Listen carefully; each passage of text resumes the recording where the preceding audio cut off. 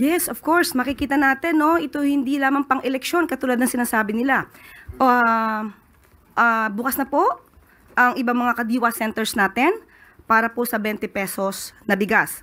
So, nandito po ang ating statement patungkol dyan. Alinsunod sa direktiba ng Pangulong Marcos Jr. na palawigin pa ang programang 20 pesos or 20 bigas, meron na. Kahapon ay nagsimula na magbenta sa ilang kadiwa centers sa National Capital Region. Available ang 20 pesos na bigas sa mga kadiwa center sa DA Central Office, Levittown at sa Barangay San Antonio sa Parañaque. AMVA, MPC Housing sa Valenzuela, Kadiwa Center at Bureau of Plant Industry Gym sa Maynila. Sa Malabon, available na rin po sa Kadiwa Center sa PFCC at PNP SPD sa Taguig. Mayroon din sa Kalentong sa Mandaluyong, Public Market sa Pasay City, Agora Market at sa City Hall ng Navotas.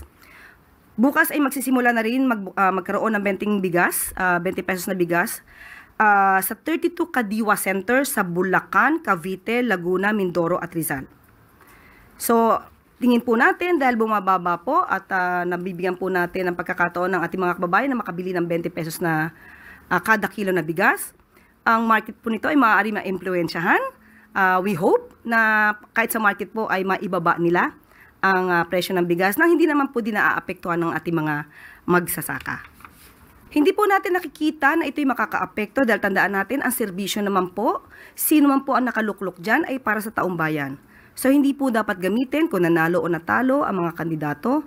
Ito po ay para sa taong bayan. So dapat po sana ang lahat na maaaring makatulong sa kanilang mga constituents ay maging bukas ang kanilang isip at bukas ang kanilang puso sa pagtaguyod ng programang ito.